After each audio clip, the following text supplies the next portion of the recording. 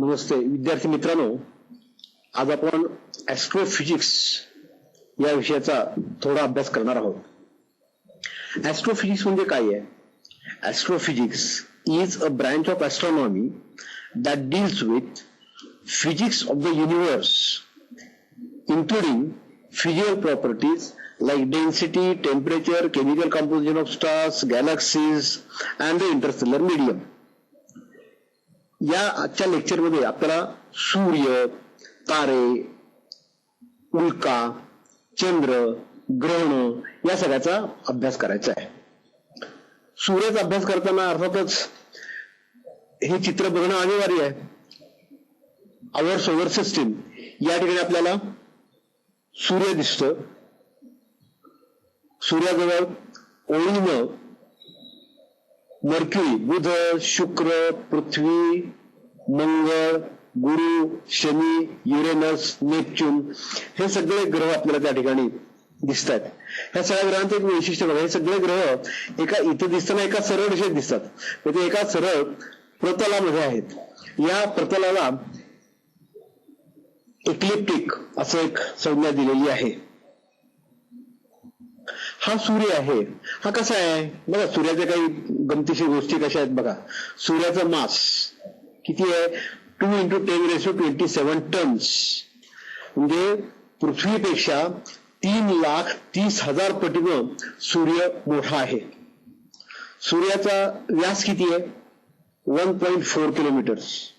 त्याचं वय साधारण 4 ते 5 बिलियन इयर्स. बिलियन म्हणजे काय? 10⁹ 10⁹ इयर्स. 4 × 10⁹ इयर्स इतकं आपल्या सूर्याचं वय आहे.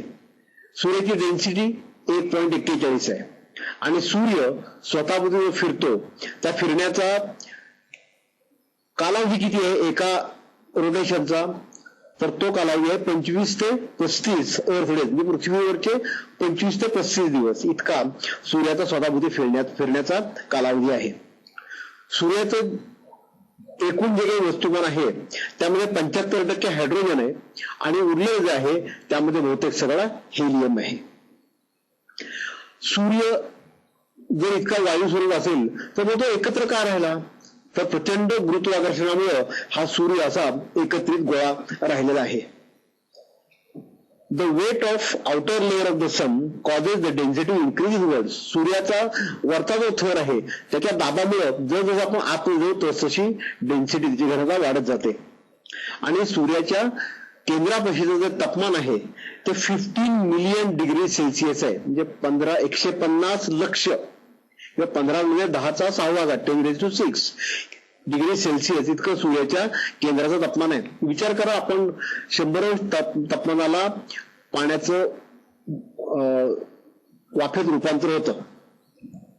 बघा, हा सूर्य आत्मा असा आहे. काय काय दिसतंय बघा. सगळ्यात केंद्रामध्ये जो काही निळ्या रंगाने दाखवला गडद रंगाने त्याला इनर कोअर म्हणलेला आहे. त्याच्या पुढं जो फिक्कट रंगाने दाखवलेला आहे तो रेडिएटिव्ह झोन आहे आणि त्याच्या पुढे येलो रंगाने जो दाखवलेला आहे तो कन्व्हेक्टिव्ह झोन आहे. असे सूर्याचे 3 भाग आहेत. इंटरनल स्ट्रक्चर ऑफ द सन जेव्हा म्हणतो तेव्हा. आणि मग त्याच्यावरती काय आहे तर त्याच्यावरती फोटोस्फिअर आहे. फोटोस्फिअरच्या वरती क्रोमोस्फिअर आहे आणि त्याच्यावरती सोलर करोना आहे, सौर किरीट आहे. असे हे सूर्याचे वेगवेगळे भाग आहेत. The sun is not just a ball of gas in the sky. It is made up of different layers. These layers are inner core, radiative zone, convective zone. And above these 3 inner layers are the photosphere, the chromosphere and the solar corona. आता आपल्याला ह्या सगळ्याची माहिती घ्यायची आहे. The surface of the sun is called as photosphere and it is made up of thick gases. It looks yellowish in color and is marked with dark spots called as sunspots. आता हे sunspots म्हणजे काय याची आपण माहिती नंतर घेऊ, पण थोडक्यात सांगायचं म्हणजे sunspots are not there always but occur on and off. The temperature of photosphere is about 6000 degrees Kelvin. The photosphere is covered by 2 layers of sun's atmosphere called chromosphere and the corona. They are both almost invisible because of the brightness of the photosphere. The corona can only be seen properly with special telescope or when there is a total solar eclipse. The chromosphere is made up of hot gases, mainly hydrogen. Within these gases, the storms can occur. The corona is outermost layer of the sun and stretches toward the planets as far as Mercury with diminishing intensity. आता हा जो corona जो आहे तो असा flame सारखा भाग आहे, त्याची लांब लांब जो तशी इंटेन्सिटी कमी होते. तो ह्या सगळ्या ग्रहांच्या दिशेनेच आहे बरं, या दिशेनं आहे, ग्रहांच्या दिशेनं, आणि जवळजवळ मर्क्युरी पर्यंत तो इतक्या लांब दिसू शकतो. Under the photosphere is the interior made up of 3 hot layers. या फोटोस्फिअरच्या आतमध्ये सूर्याचे जे 3 लेयर्स आहेत ते 3 लेयर्स आहेत. कुठले कुठले मग मी सांगितल्याप्रमाणे कोरोना, रेडिएटिव्ह झोन आणि convective zone. The core is the hottest. The temperature of the core is estimated around 15,000 Kelvin, 15 lakh Kelvin इतकं टेम्परेचर आहे. The sun's energy is made in the core of the sun. अशी ही energy कशी तयार केली जाते? The nuclear fusion reactions continuously take place where 2 atoms come together and they combine to form a heavier atom. उदाहरणार्थ 2 deuterium nuclei fuse together to form a nucleus of helium and in the process a large amount of energy is generated. हे असं त्याचं equation आहे. एक ड्यूटेरियमचा item अधिक एक ड्यूटेरियमचा item त्याचा बरोबर हेलियमचा आयसोटोप अधिक न्यूट्रॉन अधिक 3.27 मिलियन इलेक्ट्रॉन व्होल्ट इतकी एनर्जी. म्हणजे बघा, नुसते 2 ड्यूटेरियम न्यूक्लियर फ्यूज झाले की 3.27 मिलियन इलेक्ट्रॉन व्होल्ट्स इतकी एनर्जी बाहेर फेकली जाते. तर इतके कोट्यावधी त्या ठिकाणी आयन्स असणार, त्याच्यासारखं फ्युजन होत राहणार, किती एनर्जी दिली जाईल. आणि मग तिथं सूर्याच्या सरफेसवर हे सहज शक्य का आहे? त्याचं कारण असं आहे, fusion takes place easily in a high density and high temperature environments. आणि हे सगळं सूर्याच्या सरफेसवर, सूर्याच्या केंद्रामध्ये असल्यामुळं सूर्याच्या केंद्रामध्ये अशा प्रकारची फ्युजन रिॲक्शन होत असते. In the next layer up, the radiative zone, heat created in the core moves outward through the gases. Temperature of the radiative zone is about 10,000 Kelvin. In the convective zone, energy is transported by convection. Convection therefore allows the photosphere to be heated up by the interior so that we can see light from the sun. The temperature of convective zone is about 8,000 Kelvin. आता sunspots हे एक सुंदर चित्र sunspots आहे. डावीकडे जे चित्र आहे त्या ठिकाणी सूर्याची तबकडी आहे, त्या सूर्याच्या तबकडीवर छोटे छोटे छोटे छोटे सनस्पॉट दिसत आहेत. आणि उजवीकडे काय आहे? उजवीकडच्या काही संबंध सूर्याची तबकडी नाही बरं का. हा एक टेलिस्कोपचा भाग आहे, छोटासा गोल दिसतोय, आणि त्याच्यामध्ये एक त्यातला कुठला तरी सनस्पॉट हा हाय रेझोल्युशन टेलिस्कोप म्हणून त्या ठिकाणी बघितला गेलेला आहे. तो कसा दिसतो त्याचं हे चित्र आहे. असे सनस्पॉट्स असतात. Dark spots on the sun's surface can be observed from Earth by using a simple pinhole camera. साध्या पिनहोल कॅमेऱ्याने आपल्याला ते बघता येतात.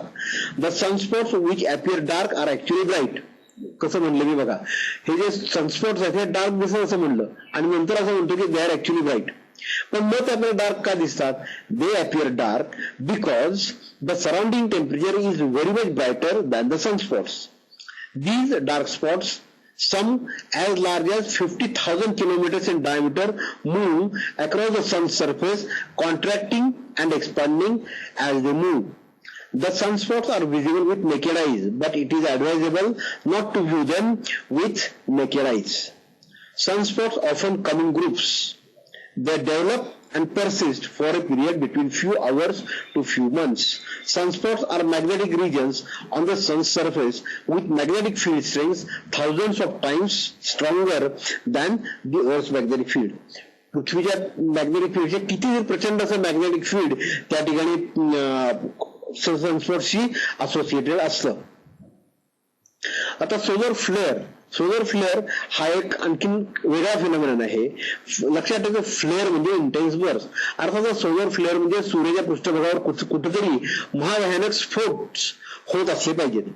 Solar flare is a violent explosion in the sun's atmosphere, releasing energy up to about 10 raised to 25 joules. Solar flares can take place in solar corona and chromosphere, heating gases to tens of millions of kelvins and accelerating electrons, protons and heavier ions to near the speed of light. म्हणजे या ठिकाणी खूप मोठ्या प्रमाणावर energy निर्माण होते आणि त्यामुळे हे इलेक्ट्रॉन्स, प्रोटॉन्स किंवा हेवी आयन्स हे खूप मोठ्या प्रमाणावर ऍक्सेलरेट होतात. कुठल्या वेलॉसिटीला? जवळजवळ सूर्याची velocity. They produce continuous spectrum of electromagnetic radiations. अशा रीतीने जोरात फास्ट मूव्ह होणारे जे आयन्स आहेत, प्रोटॉन्स आहेत, इलेक्ट्रॉन्स आहेत, त्यामुळं continuous spectrum of electromagnetic radiation आपल्याला मिळतो. कुठपासून कुठपर्यंत? From long wavelength radio waves to shortest wavelength gamma rays. Most of these solar flares occur in active regions around sunspots. हे सनस्पॉट्सच्या भोवतीचा जो काही रिजन आहे त्याला म्हणतात ऍक्टिव्ह रिजन, आणि त्या ऍक्टिव्ह रिजन मध्ये हे सोलर फ्लेअर्स ही आपल्याला दिसतात. Where intense magnetic fields emerge from the sun surface into corona. X-rays and UV radiations emitted by solar flares can affect Earth's ionosphere, disrupt long-range radio communication. पृथ्वीपासून वर या ठिकाणी जी काही एक्सरे आणि UV रेडिएशन्स येतात त्याच्यामुळं आपल्या पृथ्वीवरच्या आयोनोस्फिअरला डिस्टर्ब होतो, आणि आयोनोस्फिअरला डिस्टर्ब झाल्यामुळं आपलं long range communication, radio communication जे आहे ह्या कम्युनिकेशनवर त्याचा परिणाम होतो. कारण काय? तर लॉंग रेंज कम्युनिकेशन मध्ये या रेडिओ वेव्हज आहेत, त्या रेडिओ वेव्हज आयोनोस्फिअरवर अजून तिथून परावर्तीतून पृथ्वीकडे येतात. आता हे आयोनोस्फिअर्स जर ह्या एक्सरेजमुळे आणि UV रेडिएशनवर डिस्टर्ब झाले तर कम्युनिकेशन डिस्टर्ब होणारच आहे. आता आपल्याला कॉन्स्टिलेशन म्हणजे काय बघायचंय. कॉन्स्टिलेशन म्हणजे तारका समूह. कॉन्स्टिलेशन्स आर ग्रुप ऑफ स्टार्स. आपण जेव्हा आकाशामध्ये रात्री बघतो त्यामुळे खूप असे ग्रुप ऑफ स्टार्स दिसत आकाशामध्ये. मग आपण म्हणतो की हे सप्तर्षी आहेत, हा ययातीचा समूह आहे, किंवा हा विशाखा नक्षत्राचा समूह आहे, किंवा हे वृश्चिक रास आहे, हे मूळ नक्षत्र आहे, असं आपण म्हणतो. तर या सगळ्याला म्हणायचं कॉन्स्टिलेशन्स. तर constellations are group of stars. At night we observe many such group of stars. The various group of stars are identified by labelling them. अशी आपण त्यांना नावं दिलेली आहेत. This is done by identifying the stars. हे उदाहरणार्थ आकाशामध्ये अशा प्रकारचा एक तारका समूह तुम्हाला दिसतो. हा आपण बऱ्याच वेळा बघतो आणि आपल्या सगळ्यांना परिचित आहे, म्हणून हा या ठिकाणी मुद्दाम दाखवलेला आहे. काय आहे या ठिकाणी? इथं तसं जर तुम्ही बघितलं, या ठिकाणी आकाशामध्ये दिसणारा जो तारका समूह आहे हा आपल्या सर्वांच्या परिचयाचा आहे. काय दिसते या ठिकाणी? इथं 1, 2, 3, 4 हे जे 4 ब्राईट तारे आहेत, याच्यामध्ये असे आडवे 3 तारे आहेत.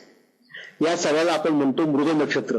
आपण असं म्हणतो, कल्पना केलेली आहे जणू काही या ठिकाणी इथं हा एक मृग आहे आणि त्याच्या पोटामध्ये व्याधाने मारला बाण या ठिकाणी गेलेला आहे.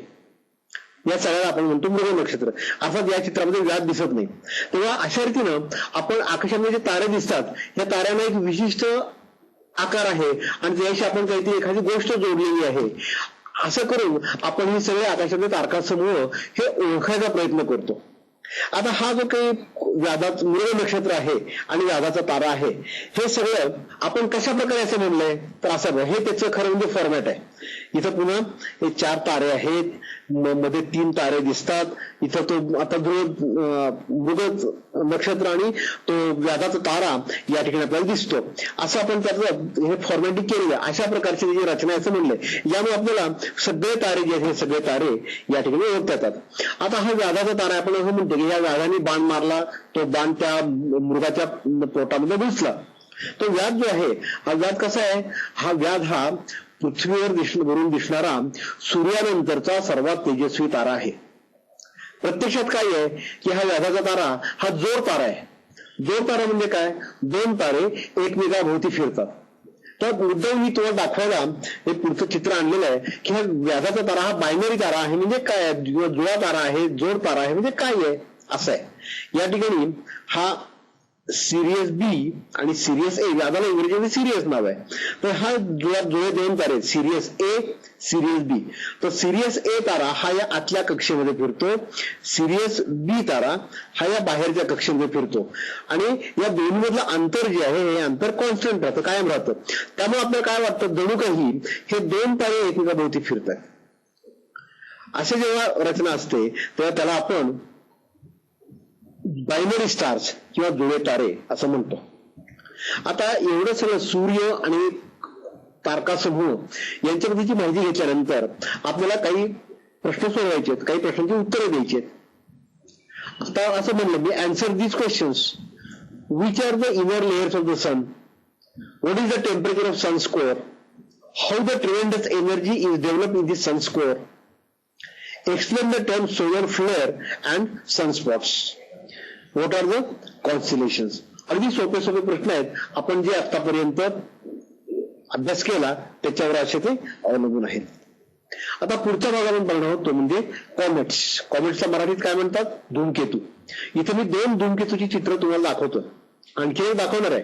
पण ह्या चित्रामध्ये काय काय दिसतंय बघा. डावीकडचा जो धूमकेतू आहे खूप ब्राईट दिसतो आणि त्याची पाठीमागे धुसर पांढरी एक अशी शेपूट लांब लचक अशी पसरलेली दिसते.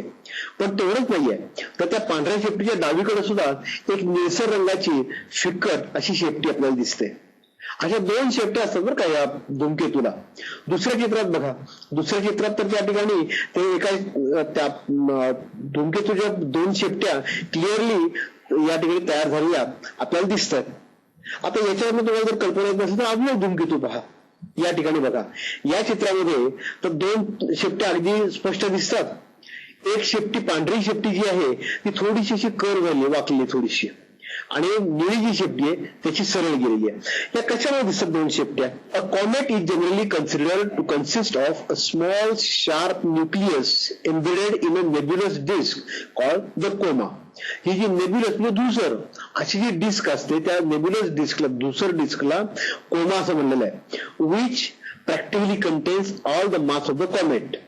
As the comet approaches the sun, its dust surface becomes hotter. More heat is transferred through the crust and surface ice begins to sublimate. आता या ठिकाणी त्या डिस्क वरती जो काही बर्फाचा सारखा म्हणजे सॉइल पदार्थ आहे घट्ट, तो वितळायला सुरुवात होत. तो एकदम त्याचं बाष्पीभवन होतं, सब्लिमेशन होतं.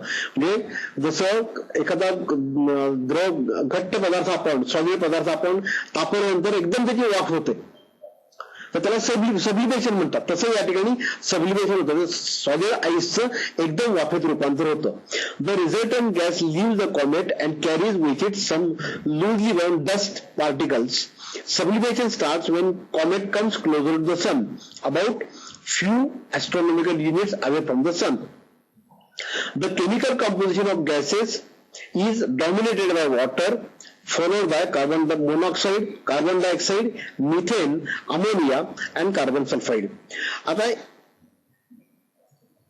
हे सब्लिमेशन जेव्हा होतं त्यावेळी त्याच्यामध्ये जे वेगवेगळे केमिकल कंपोजिशन जे आहे ते काय आहे त्याच्यामध्ये, तर त्या गॅसेसमध्ये पाण्याची वाफ आहे, कार्बन मोनॉक्साईड आहे, कार्बन डायऑक्साईड आहे, मिथेन आहे, अमोनिया आहे आणि कार्बन डायसल्फाईड आहे. The comet's dust also scatters sunlight. When the comet is at a distance less than 1 astronomical unit.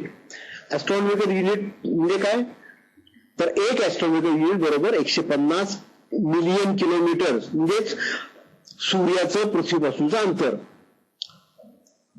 The nucleus gets surrounded by a spherical envelope of gas and dust called coma, which may be up to about 62,000 miles across. The coma gases travels outward, dragging the dust particles away from the nucleus. आता हा जो comma आहे, हा comma हा साधारण 62,000 kilometres इतका diameter असतो. विचार करा, पृथ्वीची रेडियस किती आहे, 64,000 किलोमीटर्स आहे. म्हणजे पृथ्वीच्या निम्म्यापेक्षा थोडासा लहान, एवढा मोठा तो असतो. आणि ह्या कोंब्यापासून येणारे जे गॅसेस आहेत, ते गॅसेस बाहेरच्या बाजूला फेकले जातात. On nearing the sun, a comet may develop two tails. The solar wind of high-speed protons and electrons sweeps ions inside the comet in a direction away from the sun. म्हणजे या सूर्याच्या solar wind जो आहे, या solar wind मधले protons आणि electrons हे काय करतात, तर कॉमेट मधले जे आयन्स आहेत हे बाहेरच्या बाजूनी ढकलतात, producing a straight plasma tail. त्यामुळे अशी एक सरळ अशी आयन्सची अशी एक टेल तयार होते, प्लाझ्माची टेल तयार होते. This tail appear because of the abundance of cobalt. त्याच्यामध्ये कोबाल्टचे आयन्स असतात, त्यामुळं त्या जी टेल जी आहे ती टेल निळी दिसते, कारण त्याच्यामध्ये कोबाल्टचं अबंडन्स आहे आणि कोबाल्टमुळे ब्लू रेडिएशन इमिट केली जातात. A second tail consisting of minute dust particles about a micrometer in size may appear. This dust tail has a greater curvature than the plasma tail and is usually shorter. The more curvature is because of the fact that dust particles trail behind the comet, giving curved appearance to the tail. It also points away from the sun because of the solar radiation pressure on the minute particles. आता विचार करा, या ठिकाणी त्या कॉमेटचं डोकं आहे, इकडून सूर्याचा प्रकाश आला, त्यामुळे त्याच्यावरचे डस्ट पार्टिकल्स या दिशेने मूव्ह झाले, त्यामुळे ही आपल्याला टेल दिसते. मग त्याची कर्ड का दिसते, तर जेव्हा तो कॉमेट असा इकडे इकडे मूव्ह होणार आहे, तर कॉमेट ज्या वेगाने मूव्ह होतो त्या वेगाने ही काही डस्ट पार्टिकल्स मूव्ह होत नाहीत, त्यामुळं त्या ठिकाणी ती जी टेल आहे, ही टेल थोडीशी कर्ड झालेली अशी आपल्याला दिसते. Comets are generally divided into short period comets and long period comets. Short period comets म्हणजे कुठले, की ज्यांचं आयुष्य पिरियड 200 वर्षापेक्षा कमी आहे. पिरियड म्हणजे काय, कॉमेटला एक सूर्याभोवती प्रदक्षिणा करायला लागणारा कालावधी. आणि दुसरं म्हणजे ज्या कॉमेटचा पिरियड हा 200 वर्षापेक्षा जास्त आहे. Among these comets that can be seen easily with naked eyes, comet Halley with an average period of 76 years is the only one that returns in a single lifetime, assuming that our lifespan is more than 76 years.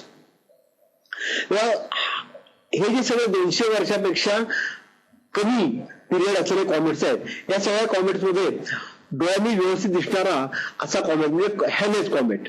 आता हा हॅलेज comet आहे, हा हॅलेज comet त्याचं period 76 वर्ष आहे.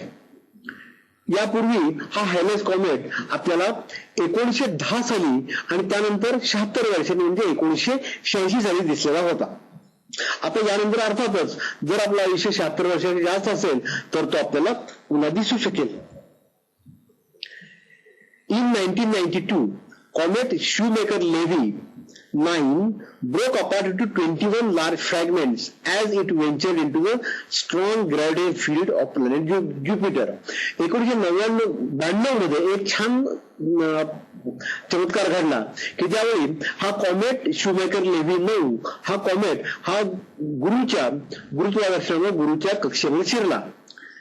आणि नुसता शिरला नाही तर त्यामुळे काय झालं की त्या गुरुत्वाकर्षण कक्षेत शिरल्यामुळे त्याचे 21 असे छोटे छोटे छोटे तुकडे झाले. आणि पुढे काय झालं, during a week long bombardment in July 1994 the fragments crashed into Jupiter's dense atmosphere at a speed of about 210,000 kilometres per hour. मग पुढे काय झालं की नुसतं एवढं थांबलं नाही तर 1994 साली एक खूप मोठा आवाज करून, खूप मोठा स्फोटासारखा आवाज करून हे जे तुकडे आहेत हे तुकडे त्या गुरुच्या पृष्ठभागावर आदळले. आपल्या पृथ्वीवरून सुद्धा लोकांना दुर्बिणीने बघितल्यानंतर हे सगळा प्रकाश दिसू शकला. हे तुकडे गुरुच्या जमिनीवर आदळताना त्यांची गती किती होती तर 210,000 kilometre per hour. Upon impact, the tremendous kinetic energy of the comet was converted into heat through massive explosion. आता हे आपण कॉमेट बघितले. आता कॉमेट बघितल्यानंतर मेटिओर्स बघायचे. मेटिओर्स म्हणजे काय तर मेटिओर्स म्हणजे फॉलिंग स्टार आपण त्याला म्हणतो. फॉलिंग स्टार असं आपण त्याला नाव दिलेलं आहे. पडणारे तारा किंवा त्याला आपण मराठीमध्ये उल्का असं देखील नाव दिलेलं आहे. एक लक्षात ठेवायचंय, उल्का जेव्हा पडतात ह्या खरं म्हणजे आकाशामध्ये इतस्ततः फिरणारे हे घन पदार्थ असतात ते पृथ्वीच्या ऍटमॉस्फिअर मध्ये शिरतात. हे इतस्ततः आकाशामध्ये शिरणारे जे दगड सारखे तुकडे आहेत हे कुठले येतात, तर या धूमकेतूच्या शेपटीमधून राहिलेले असे ते तुकडे आहेत. आणि हे आता पृथ्वीच्या वातावरणामध्ये शिरले, काही कारणामुळे शिरतात, ते असे वातावरणामध्ये गुरुत्वाकर्षणामुळे शिरतात. आणि असे शिरल्यानंतर ते पृथ्वीच्या वातावरणामध्ये शिरताना ते खूप मोठ्या प्रकाशाचा शलाका अशी आपल्याला दिसते. ही प्रकाशाची शलाका जी दिसते ती एक सरळ लाईन आहे आणि ती सरळ लाईन आपण नुसत्या लाईन दिसू शकते.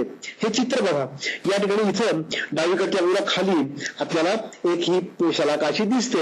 एक त्याला आपण म्हणतो तारा पडला, असा हा ताराचा तारा क्वचित पडताना दिसतो. काही काही वेळा खूप आकाशामध्ये तासाला 20-20, 25-25 तारे पडताना दिसतात. असे हे तारे पडतात, फॉलिंग स्टार्स, त्यांना आपण म्हणतो मेटिअर्स.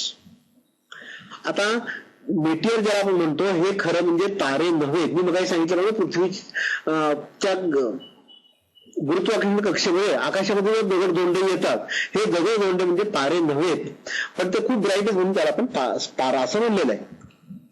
A meteor shower is the result from an interaction between planet and a comet. म्हणजे कॉमेटच्या म्हणजे धूमकेतूच्या शेपटीमध्ये असलेले जे दगडधोंडे आहेत, हे दगडधोंडे पृथ्वीच्या संपर्कात जेव्हा येतात तेव्हा आपल्याला meteor shower दिसते. When a comet approaches sun, part of its ice and other volatile substances evaporate and a certain amount of debris is shed. Debris म्हणजे हे दगडधोंडे आकाशामध्ये टाकले जातात. As the debris streams of comet, it forms the comet's visible tail. These solid pieces of debris are a form of meteoroid. आकाशामध्ये हे जे काही दगडधोंडे फिरत असतात ना, यांचं एक वेगळं नाव आहे, त्याला आपण meteoroids असं म्हणलेलं आहे. The meteoroids spread out along the entire orbit of the comet to form a meteoroid stream. Meteors enter our atmosphere on a regular basis. At certain times, the rate of observable meteors is very high. These periods are called as meteor showers. या period ते meteor showers असं नाव आहे का, म्हणजे meteor जोरात पडतात त्याला पाऊस पडतो, त्याला असं म्हणून तो meteor पाऊस नव्हे. meteor shower म्हणजे at certain times the rate of observable meteors is very high. These periods are called as meteor showers. During meteor shower, the majority of meteors appear to come from a particular point in the sky called as the radiant of shower.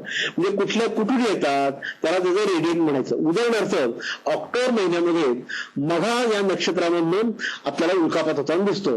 म्हणजे आपण असं म्हणतो की ते मघा नक्षत्र जे आहे ते त्या शॉवरचं रेडियंट आहे, त्याचं मूळ आहे. The meteor shower is commonly named after the constellation in which radiation is found and occurs annually during a well-defined time period. म्हणजे म्हणलं ऑक्टोबर महिन्यामध्ये मघा नक्षत्र उल्कापात होत असतो.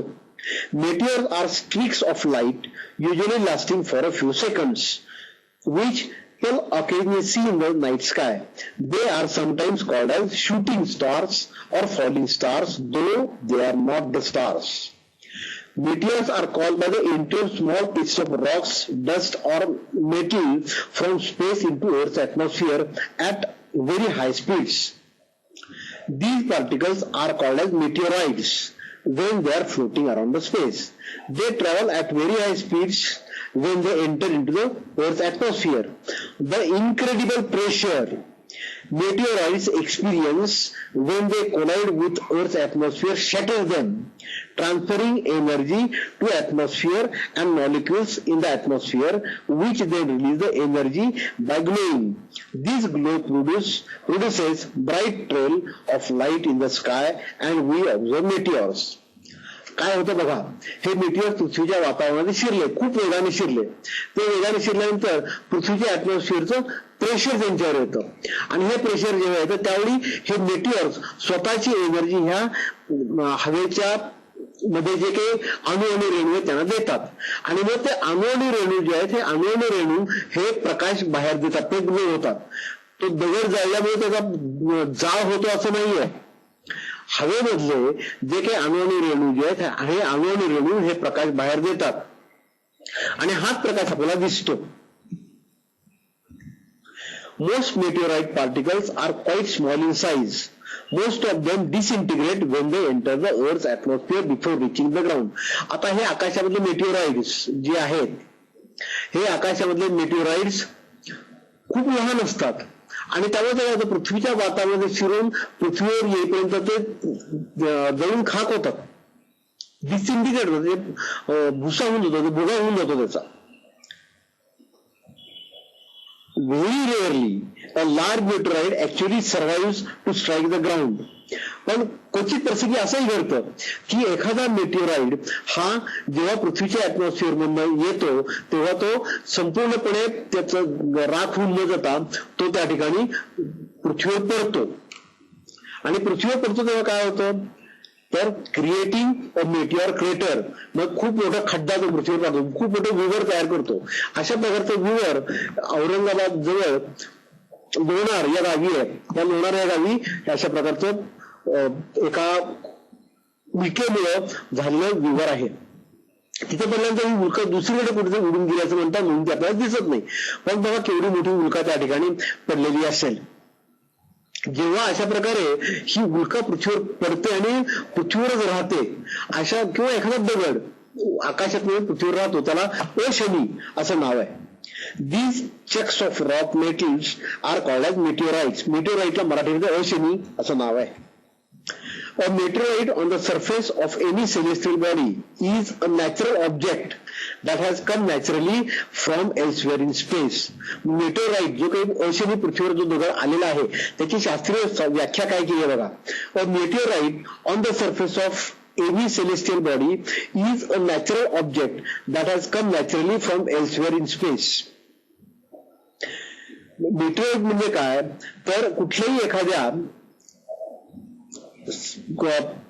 ताऱ्यावरती, ग्रहावरती कि प्लॅनेटवरती असलेला एखादा तुकडा, एक नैसर्गिक वस्तू की जी नैसर्गिकरित्या तिथं बाहेरनं आलेली आहे. When such heavenly bodies enter Earth's atmosphere, they move towards Earth's surface with very high speeds and get completely burnt before reaching the Earth. But those meteors which survive upon reaching the Earth's surface are called as meteorites. अशा रीतीने जे उडतात त्याला मेटेराइट किंवा अशनी असं नाव दिलेलं आहे. आता आपण मेटिओराइड्स, मेटिओर्स आणि मेटिओराइट्स अशा 3 गोष्टी शिकलो. आता ह्या आणि कॉमेट्स अशा आपण 4 गोष्टी शिकलेल्या आहोत. या सगळ्याचा पुन्हा एकदा आपण एक उजळणी करूया. कॉमेट म्हणजे काय, तर सूर्याभोवती फिरणारे ऑब्जेक्ट्स की ज्याला स्वतःची अशी एक शेपटी तयार होते. सूर्यावर जवळ आल्यानंतर 2 शेपट्या तयार होतात. आता ह्या ज्या शेपटी आहेत, ह्या शेपटीमध्ये खूपच डेब्रिज, खूप दगडधोंडे असतात. हे दगडधोंडे जेव्हा अवकाशामध्ये फिरत असतात तेव्हा त्यांना मेटिओराइड असं नाव दिलेलं आहे. मेटिओरॉइड असं नाव दिलेलं आहे. जेव्हा त्या पृथ्वीच्या कक्षेतनं पृथ्वीवर येत अडकून पृथ्वीकडे येत असतात आणि जेव्हा ते प्रकाश बाहेर फेकतात तेव्हा त्याला आपण उल्का म्हणतो. उल्का म्हणजे मेटिओर. आणि जेव्हा असे मेटिओर्स हे पृथ्वीवर आल्यानंतर ते जिवंत राहतात, तसे दगडाच्या स्वरूपात राहतात, तेव्हा त्याला मेटिओराइट असं नाव दिलेलं आहे. आता या प्रश्नाची उत्तर द्या. What are main features of a comet? Why a comet has 2 tails? Why is comet's tail slightly curved? What is a meteor shower? Why is a meteor shower seen so bright when it falls on Earth? What is the difference between meteorite, meteor and meteorite? आता आपण पुढे जाऊया. The moon, चंद्र हा पृथ्वीचा एकमेव उपग्रह आहे, नैसर्गिक उपग्रह आहे. The moon the only natural satellite of earth. आता हे या ठिकाणी मुद्दाम एक चित्र त्या freephoto.com वर मी घेतलेलं आहे. हे तुमच्या माहितीसाठी. चंद्र अतिशय सुंदर आहे आणि हे चित्र मला खूप आवडलं, किती छान दिसतंय म्हणून हे मुद्दाम या ठिकाणी चंद्राचं चित्र घेतलेलं आहे. अर्थात हे चंद्राचं चित्र हे पृथ्वीवरनं घेतलंय, हे उघड आहे. आता हा चंद्र कसा आहे बघा, त्याच्या इंटरेस्टिंग फिगर्स. त्याची पृथ्वीपासूनचं अंतर किती आहे, तर 3,84,400 किलोमीटर. अर्थात पृथ्वीपासून त्याचं अंतर म्हणजे ते जवळपास त्याची ऑर्बिट झाली, कारण तो सर्क्युलर ऑर्बिटमध्ये फिरतो. त्याचा डायमीटर, मूनचा डायमीटर किती आहे, तर 3,476 किलोमीटर्स. त्याचा मास किती आहे, 7.35 × 10⁻22 किलोग्रॅम्स. लक्षात ठेवा, पृथ्वीचं मास जे आहे ते 10⁻22 30 किलोग्रामच्या ऑर्डरचा आहे आणि हे 10⁻22 किलोग्रामच्या ऑर्डरचा आहे. आता हा मूनचं सरफेस पृष्ठभाग कसा आहे? The moon has no atmosphere. चंद्रावर कुठलंही वातावरण नाही. पण आता लोकांनी असं अनुमान बांधलेलं आहे. But it has been suggested that there may be water ice in some deep craters near the moon south pole. म्हणजे चंद्राचा जो दक्षिण ध्रुव आहे त्या चंद्राच्या दक्षिण ध्रुवापाशी असलेल्या काही विवरामध्ये पाण्याचा बर्फ असण्याची शक्यता आहे. The moon's crust is on an average about 68 kilometre thick. चंद्राचं पृष्ठभाग जो आहे हा पृष्ठभाग साधारणपणे सॉलिड जो काही आहे तो 68 किलोमीटर जाडीचा आहे. Below the crust is a mantle and probably a small core roughly 300 kilometers of radius and 2% mass of the moon. म्हणजे मूनचा जो क्रस्ट आहे 68 किलोमीटरचा त्याच्या आतमध्ये मॅन्टल आहे आणि एक छोटस कोअर आहे. त्या कोअरचं डायमेन्शन्स काय दिलेली आहेत? साधारण 340 किलोमीटर रेडियस आणि त्याचं जे मास आहे ते चंद्राच्या मासच्या 2% इतका आहे. Unlike the Earth, however, the moon's interior is no longer active. पृथ्वीच्या अंतर्भागासारखा चंद्राचा अंतर्भाग हा ऍक्टिव्ह नाहीये. म्हणजे काय? तर पृथ्वीच्या भागामध्ये आतल्या भागामध्ये जसे सारखे काहीतरी घडामोडी घडत असतात, म्हणजे त्या ठिकाणी भूकंप होतात, ज्वालामुखीचा उद्रेक होतो, तसं त्या चंद्रावर काही नाहीये. म्हणून आपण अशा रीतीने म्हणतो चंद्राचा भूभाग जो आहे हा पृथ्वीच्या भूभागासारखा ऍक्टिव्ह नाहीये. Curiously, moon center of mass is offset from its geometrical center by about 2 kilometers in the direction towards the earth. Also, the crust is thinner on the side of the earth.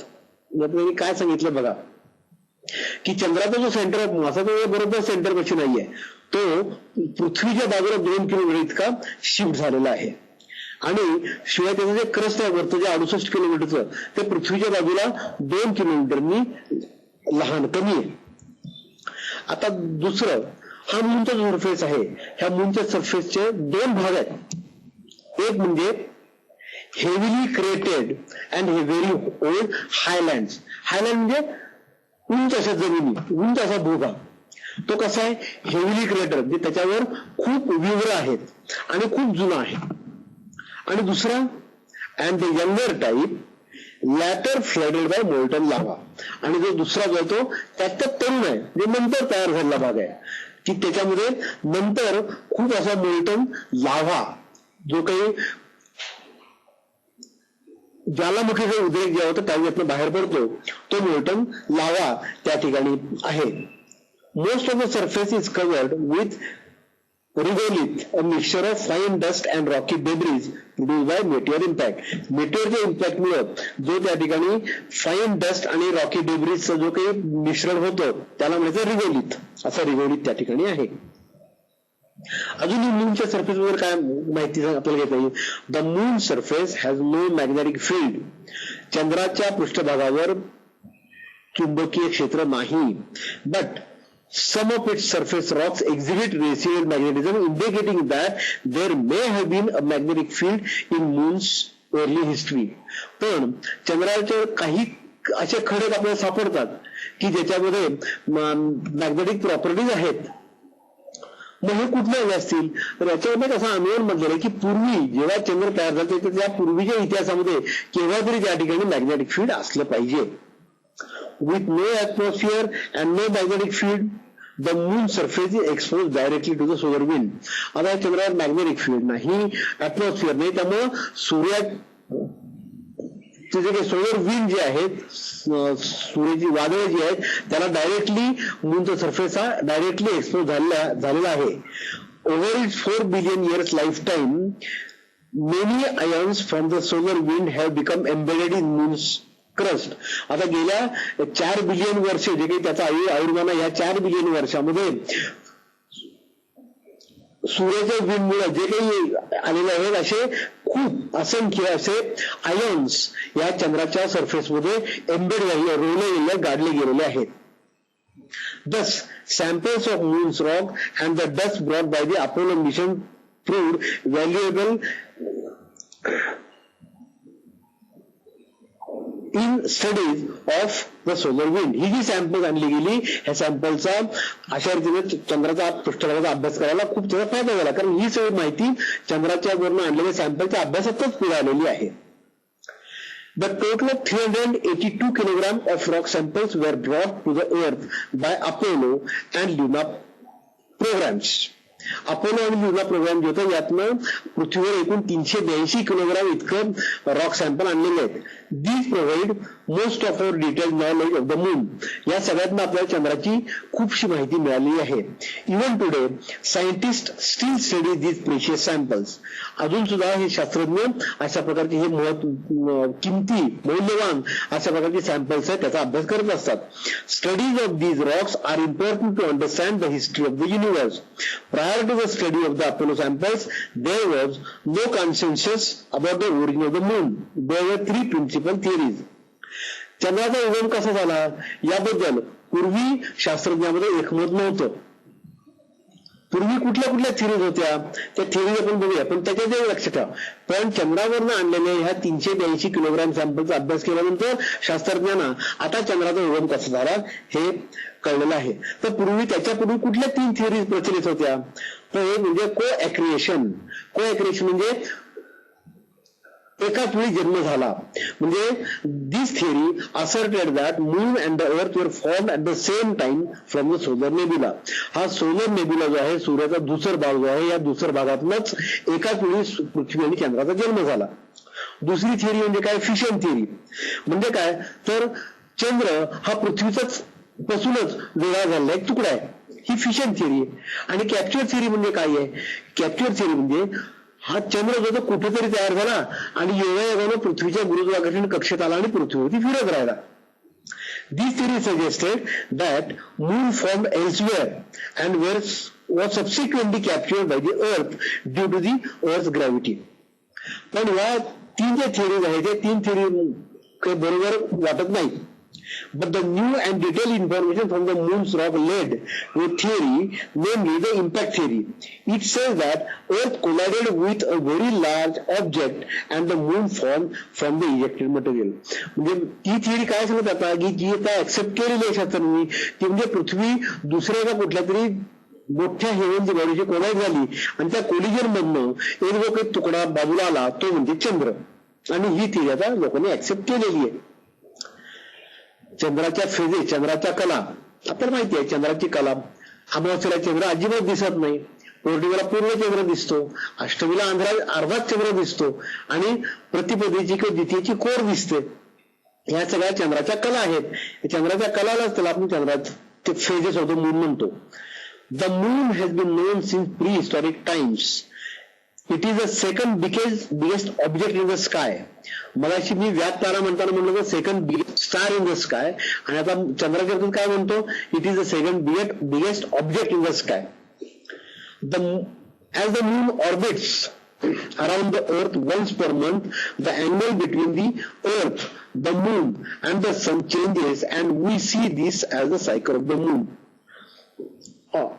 The time between successive new moons is 29.5 days. This is called as the orbital period.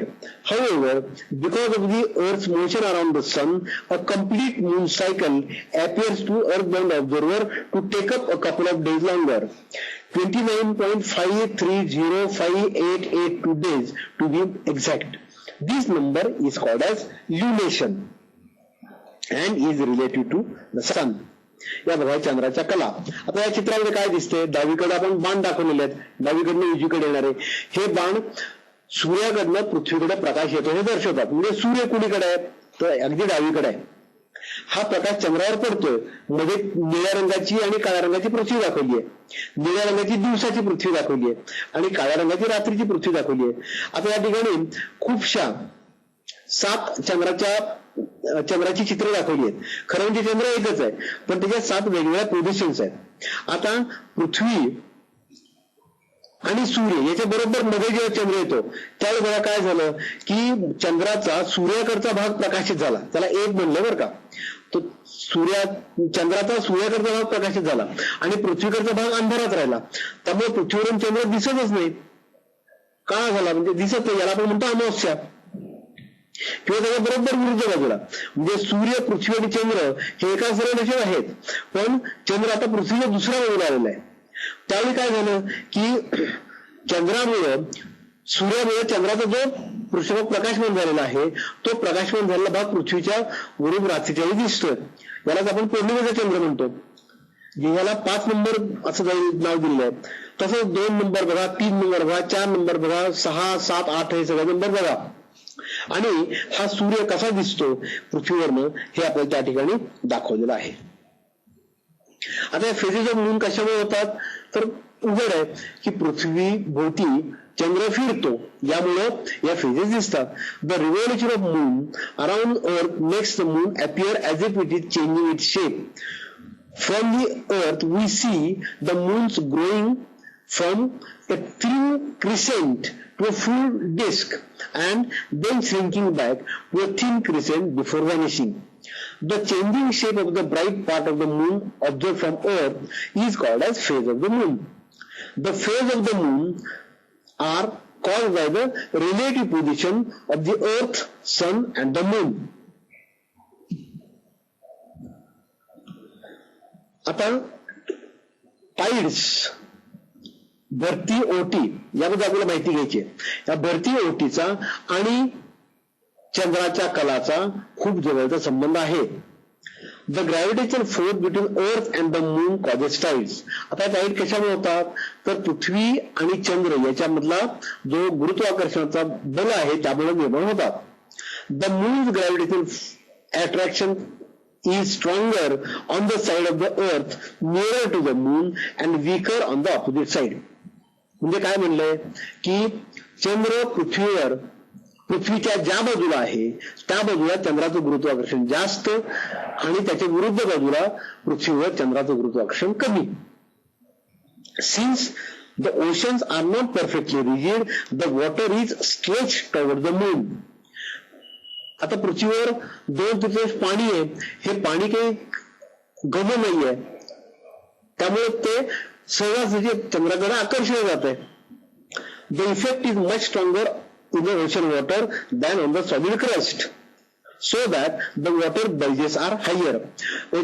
पाणी जास्त आकर्षित जातं त्यामुळं असे पाण्याचे bulges, फुगवटा आपल्याला दिसतो. And because the earth rotates much faster than the moon in its orbit, the bulges move around the earth about once a day, giving 2 high tides per day. आता काय होतं बघा, चंद्र पृथ्वीवरचं पाणी आकर्षित करून घेतं, त्यामुळे ज्या बाजूला चंद्र आहे त्या बाजूला पाण्याचा एक फुगवटा आला, मग दुसऱ्या बाजूला सुद्धा एक फुगवटा येतोय. काय येतोय आपण बघणार आहोत, पण असं 2 फुगवटे येतात. आत्ता तसंच झालं आणि आणखी 12 तासांनी तसंच झालं. त्यामुळं दिवसातनं पृथ्वीवर एखाद्या ठिकाणी 2 हाय टाइड्स आणि 2 लो टाइड्स येत असतात. Moon's gravitational force pulls on water in the ocean so that there are bulges in the ocean on both sides of the planet. The moon pulls water towards it and this causes the bulge toward the moon. The bulge on the other side of the earth opposite to the moon is caused by the moon pulling the earth away from the water on that side. म्हणजे त्यांनी काय म्हणलं बघा की इकडे एका बाजूला पाणी चंद्राकडे ओढल्यामुळे एक बल्ज तयार झाला आणि मग विरुद्ध बाजूचा बल्ज तयार काय झाला तर जणू काही ते पाणी पृथ्वीवर उचलली गेली चंद्राकडं, त्यामुळे तिकडे बल्ज तयार झाला वाटतो. खरं म्हणजे काय आहे की त्या बाजूला ग्रॅव्हिटेशनल पुल कमी आहे त्यामुळे ते पाणी त्या ठिकाणी वर उचललं गेलेलं नाहीये. आता हे बघा स्लाइड दाखवलंय, हे बघा पृथ्वी आहे, चंद्र आहे, चंद्र असा फिरतोय आणि एक बल्ज चंद्राच्या बाजूला तयार झाला, दुसरा बल्ज चंद्राच्या विरुद्ध बाजूला तयार झाला. त्यामुळे आता if you are on the coast and the moon is directly overhead, you should experience high tide. If the moon is directly overhead and on the opposite side of the planet, you should also experience a high tide. During the day, the earth rotates 180 degrees in 12 hours. The moon meanwhile rotates 6 degrees around the earth in 12 hours. The twin bulges and the moon's rotation means that any given coastal city experiences a tide every 12 hours and 25 minutes or so. आता आपण या tight बघितल्या त्यामुळे आणखीन काही प्रकारच्या tights आहेत, त्यामध्ये स्प्रिंग टाईट्स आणि निप टाईट्स. म्हणजे आता आपण जे बघितलं होतं ते एका दिवसात होणारं व्हेरिएशन आहे. आता यामध्येच या जे काही व्हेरिएशन, ह्या व्हेरिएशन मध्येच महिन्यामध्ये काय काय व्हेरिएशन होतं, तर ज्यावेळी सूर्य आणि पृथ्वी याच्या बरोबर मध्ये किंवा सूर्य आणि पृथ्वी याच्या बरोबर विरुद्ध बाजूला चंद्र असेल तेव्हा ज्या टाईड्स येतात त्याला म्हणायचं स्प्रिंग टाईड्स. आणि अष्टमीला, शुद्ध अष्टमीला किंवा बौद्ध अष्टमीला चंद्र आणि पृथ्वी आणि चंद्र आणि सूर्य याच्यातला कोण हा 90 अंशाचा आहे, त्यावेळी ज्या काही टाईड्स होतात त्यांना म्हणायचं निप टाईड्स. आता मी छोटंसं या ठिकाणी अॅनिमेशन तुम्हाला दाखवणार आहे, बघा काय होतं ते. काय दिसतंय तर ज्या ज्यावेळी अमावस्या आणि पौर्णिमा आहे त्यावेळी खूप मोठ्या त्या ठिकाणी पाण्याचे बल्जेस आहेत, आणि ज्या ज्यावेळी अष्टमी आहे, वैद्य अष्टमी किंवा शुद्ध अष्टमी, त्यावेळी त्या बल्जेस आहेत, त्या बल्जेस लहान आहेत. अशा मोठ्या बल्जेस ज्या आहेत अमावस्या आणि पौर्णिमेला दिसतात त्याला स्प्रिंग टाईड म्हणले, आणि ज्या छोट्या बल्जेस आहेत त्या वैद्य आणि शुद्ध अष्टमी आहेत त्याला निप टाईड असं नाव दिलेलं आहे. अशा ह्या स्प्रिंग टाईड आणि निप टाईड्स या आपल्याला दिसत असतात. पुन्हा एकदा हे अॅनिमेशन तुम्ही बघून घ्या म्हणजे तुम्हाला त्याची कल्पना येईल. स्प्रिंग टाईड, निप टाईड, स्प्रिंग टाईड, निप टाईड. पौर्णिमेला स्प्रिंग टाईड, अष्टमीला निप टाईड, अमावस्येला स्प्रिंग टाईड, वैद्य अष्टमीला निप टाईड. आता ह्या प्रश्नाची उत्तर देऊया आपण. What are the various theories of origin of moon? Which theory of the moon's origin is widely accepted? How are the phases of moon occur? What are high tides and low tides? What are spring tides and neap tides? आता आपल्याला सूर्यग्रहण याबद्दल माहिती घ्यायची आहे, नंतर आपण चंद्रग्रहणाची पण घेणार आहोत, पण पहिल्यांदा सूर्यग्रहणाची घ्यायची आहे. सूर्यग्रहण केव्हा होतं? सूर्यग्रहण हे अमावस्येला होतं. सूर्यग्रहण अमावस्येला का होतं? कारण अमावस्येला सूर्य आणि पृथ्वी याच्या बरोबर मध्ये चंद्र येतो, त्यामुळं आपल्याला अमावस्येला सूर्यग्रहण दिसतं. पण हे दर अमावस्येला दिसत नाही बरं का. दर अमावस्येला का दिसत नाही? कारण पृथ्वीची कक्षा सूर्याभोवती फिरायची जी काय आहे आणि चंद्राची पृथ्वीभोवती फिरण्याची कक्षा ह्या एकमेकांशी कळलेल्या आहेत. साधारण 2.5 अंश एवढा कोण आहे, त्यामुळे वर्षात तर 2 वेळा काय होतं की सूर्य, चंद्र आणि पृथ्वी एका सरळ रेषेत येतात, त्यामुळे वर्षामधून 2 वेळा ही ग्रहणं दिसू शकतात. पण solar eclipse can only occur at new moon when the moon is passed between earth and sun. New moon म्हणजे अमावस्या. If the moon's shadow happens to fall on Earth's surface at that time, we see some portion of the sun's disk covered or eclipsed by the moon. Since the new moon occurs every 29.5 days, you might think that we should have a solar eclipse about once a month. Unfortunately, this doesn't happen because moon's orbit around Earth is tilted 5 degrees to Earth's orbit around the sun. As a result, the moon's shadow usually misses Earth as it passes above the or below our planet and the moon. At the new moon, at least twice a year, the geometry lines up just right so that some part of the moon's shadow falls on Earth's surface and an eclipse of the sun is seen from that region. आता सूर्यग्रहण समजून घ्यायसाठी आपल्याला पृथ्वीवर सूर्याची जी shadow, चंद्राची जी shadow पडणार आहे, पृथ्वीवर चंद्राची जी शॅडो पडणार आहे सूर्यामुळं, त्याचे 2 भाग समजून घ्यायचे. It has 2 parts. एक म्हणजे पेनुम्रा आणि दुसरं म्हणजे उमरा. पेनुम्रा म्हणजे काय? The moons faint outer shadow, आणि उमरा म्हणजे मून्स डार्क इनर शॅडो. लक्षात घ्यायचं, उमराला मराठी शब्द आहे छाया, गडद छाया, आणि पेनुम्रा म्हणजे प्रछाया, बाजूची फिक्कट छाया. Partial solar eclipses are visible from within the penumbral shadow. हा जो पेनिम्ब्रा जो आहे, पेनिम्ब्रा मधनं खंडग्रास सूर्यग्रहण दिसतं. The total solar eclipses are visible from within the umbral shadow. म्हणजे ही छाया जी आहे, या छायेमधनं, छायेचा जो काही भाग आहे त्या भागामधनं आपल्याला खग्रास सूर्यग्रहण दिसू शकतं.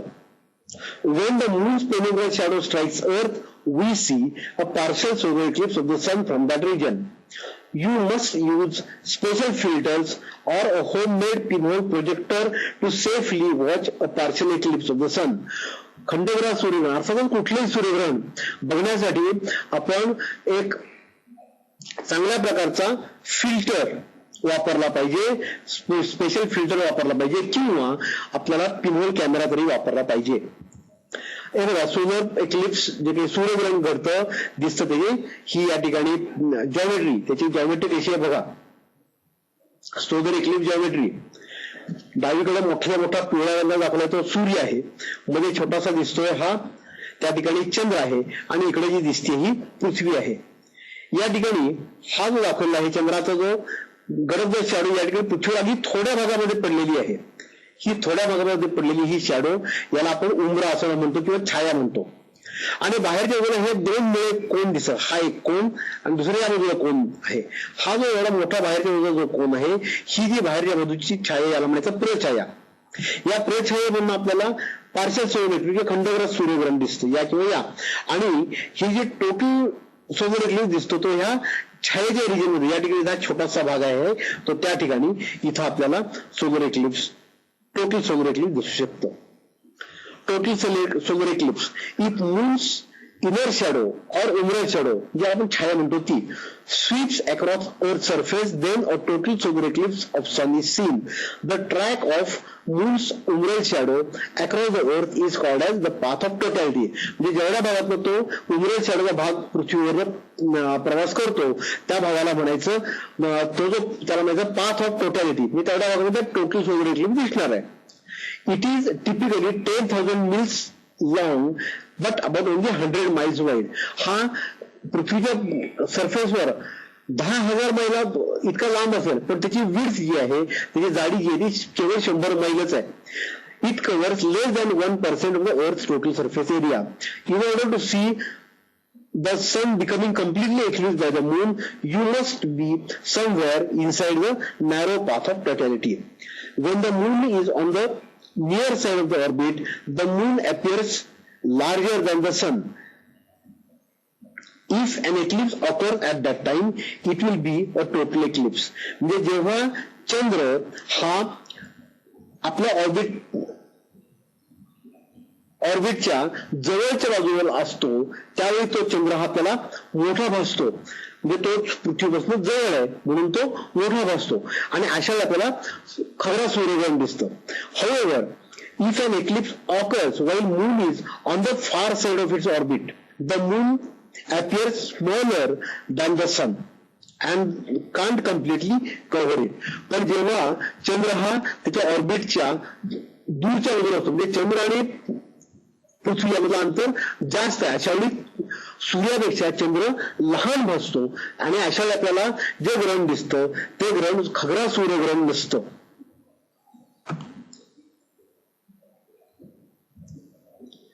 आता हे खग्रास सूर्यग्रहणाची स्थिती बघा. या ठिकाणी इथं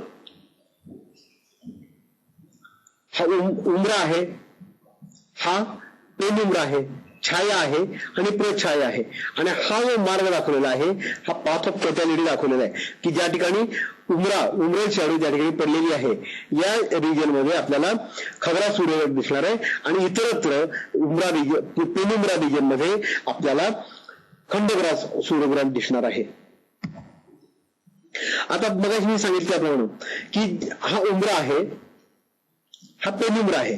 मग या ठिकाणी इथं छाया कशी पडली बघा. सूर्याची छाया या ठिकाणी इथं क्रॉस झाली बघा ही, आणि या ठिकाणी इथं पृथ्वीवर ही जी पडली ही त्याची प्रतिछाया पडली. छाया प्रतिछाया त्याच्या विरुद्ध, आणि इथं पेनुंबरा प्रछाया. तर या ठिकाणी ही जी प्रतिछाया पडलेली, ही प्रतिछाया पडली त्या रिजन मध्ये आपल्याला या चंद्रामुळं सूर्याची जी डिस्क आहे ती कम्प्लिटली झाकलेली दिसत नाही, तर बाजूने ती रिकामी दिसते. तर या ठिकाणी अशा ठिकाणी जे काही ग्रहण दिसतं आपल्याला त्याला म्हणायचं कंकणाकृती सूर्यग्रहण किंवा अँग्युलर सोलर इक्लिप्स. आणि मग हा जो पाथ आहे की ज्या पाथमध्ये पृथ्वीवर ही प्रतिछाया पडलेली आहे किंवा अंटुम्रा पडलेला आहे, या अंटुम्राच्या रिजनमध्ये आपल्याला अँग्युलर सोलर इक्लिप्स दिसतो.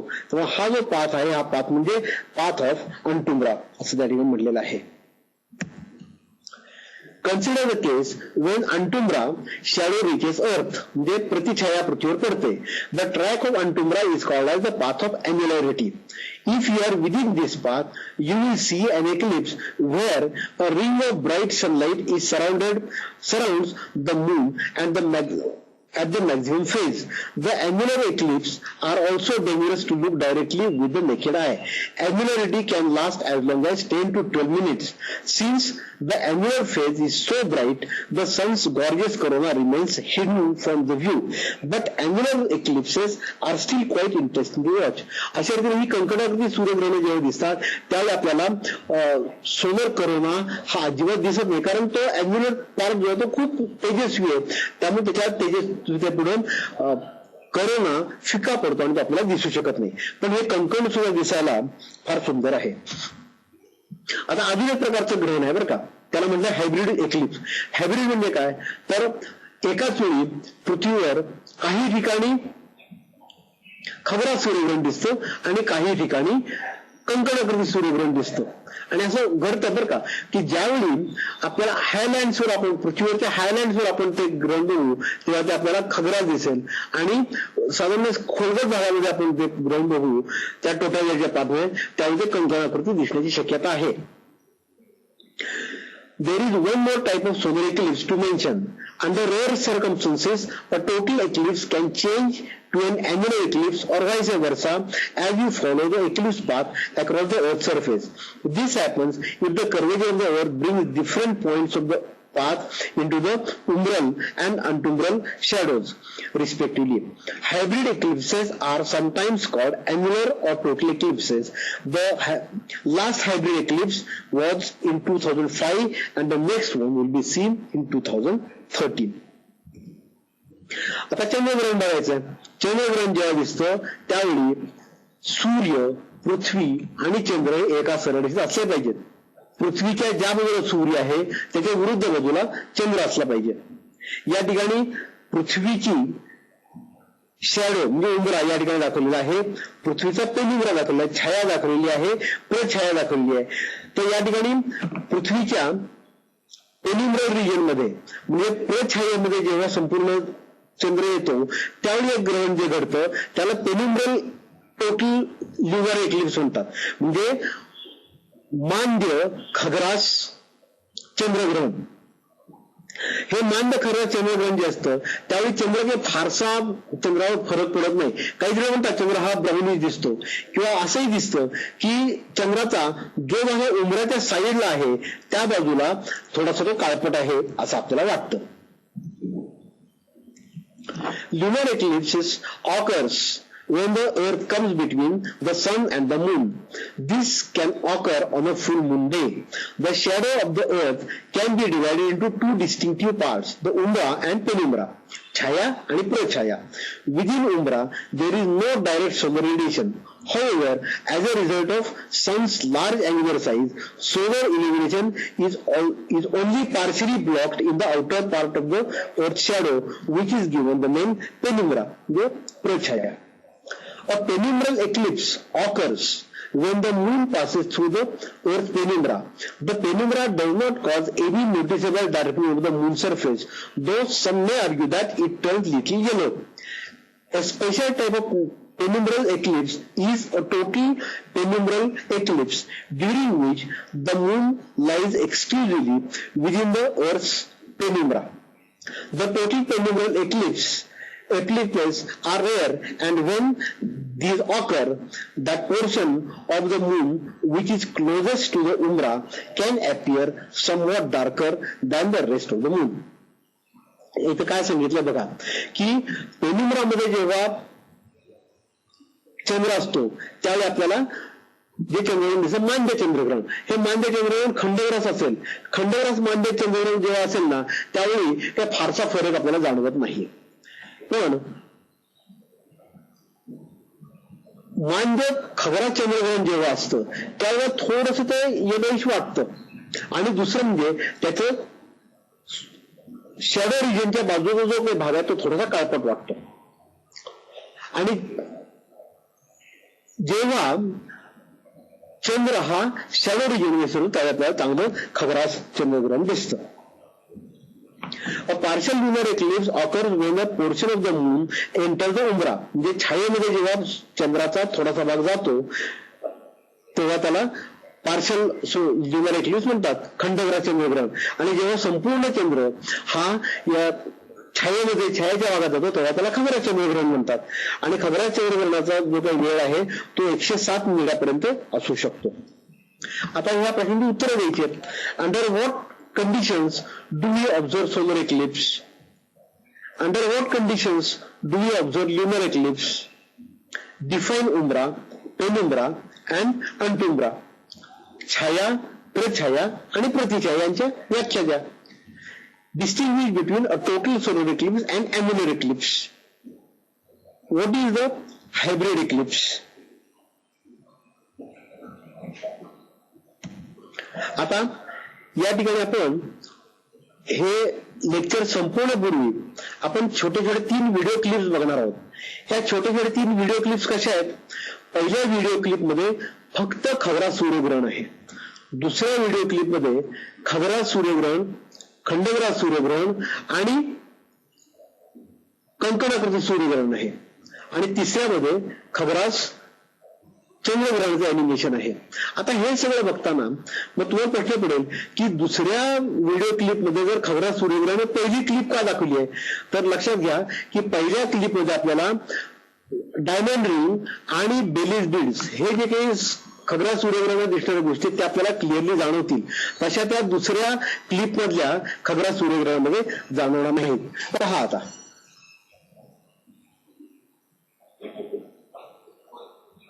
बघा, लागलं खगरास होतोय बघा. डायमंड रिंग दिसली, बेलीज बीड दिसल्या. पुन्हा एकदा बघा, डायमंड रिंग दिसते का? एकदम इकडे डावीकडे ब्राईट प्रकाश आहे आणि उजवीकडे नुसती रिंग आहे बघा. आणि नंतर खगरास स्थितीला पोहोचण्यापूर्वी बाजूला छोटे छोटे छोटे छोटे छोटे छोटे असे लाल रंगाचे भाग दिसतात बघा, छोटे छोटे. त्याला तुम्ही म्हणलेलं आहे की ते बेलीज बीड्स, ते त्या ठिकाणी मोती लावलेले आहेत, मणी लावलेले आहेत, असे ते दिसतात. त्याला बेलीज बीड्स असं नाव आहे. मी पुन्हा एकदा दाखवणार तुम्हाला ते बेलीज बीड्स बघा. त्याच्या बाजूला असे लाल लाल लाल लाल मोती लावल्यासारखे दिसतात, बारीक बारीक बघा. आता आपण पुढची साईड बघूया, पुढची व्हिडिओ क्लिप बघूया की ज्या ठिकाणी खगरास सूर्यग्रहण, खंडग्रास सूर्यग्रहण आणि कंकणाकृती सूर्यग्रहण कसं दाखवलेलं आहे. आता मी सुरुवात करतो. पहिलं जे डावीकडचं चित्र आहे या ठिकाणी खगरास सूर्यग्रहण दिसणार आहे, मध्ये खंडग्रास सूर्यग्रहण दिसणार आहे आणि उजवीकडे कंकणाकृती सूर्यग्रहण दिसणार आहे. पहिल्यांदा आपण संपूर्ण तिन्ही फिगर्स एकाच वेळी बघूया आणि नंतर स्टेप बाय स्टेप बघूया. बघा, सुरुवात झाली, चालेल खगरास, इकडे कंकणाकृती पण दिसली. पुन्हा बघायचंय.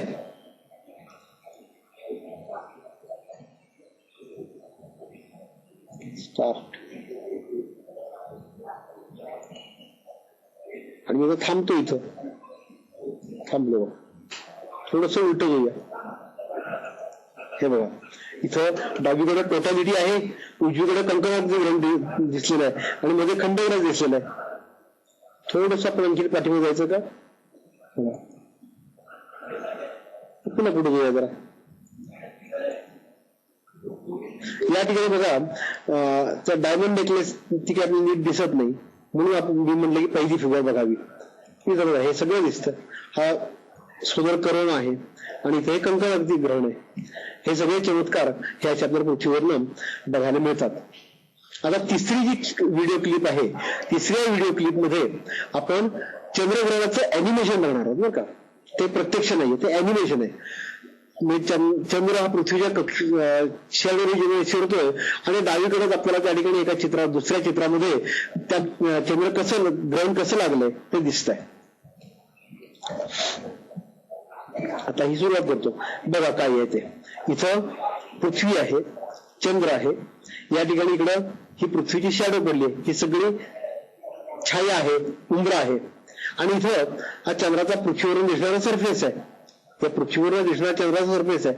आता हे आपण सुरू केलं की या चंद्र हळूहळू पृथ्वी छायात जायला लागेल आणि मग ग्रहण जसं लागतं तसं इथे या चंद्राचा भाग झाकला जाईल. बघा तुम्ही कसं होतं ते. चंद्राला भाग झाकला गेला, झालं, खग्रास झालं, आणि खग्रास खग्रास खग्रास खग्रास खग्रास खग्रास, आणि आता ग्रहण सुटायला सुरुवात झाली. सुटलं ग्रहण. बघा ते थोडंच राहिलं, संपलं, ग्रहण सुटलं. पुन्हा एकदा बघूया. ग्रहण लागलं, खग्रास झालं. हा टोटॅलिटी पिरियड आहे आणि हा टोटॅलिटी पिरियड आहे. टोटॅलिटी संपली आणि बघा संपलं ग्रहण. थँक्यू.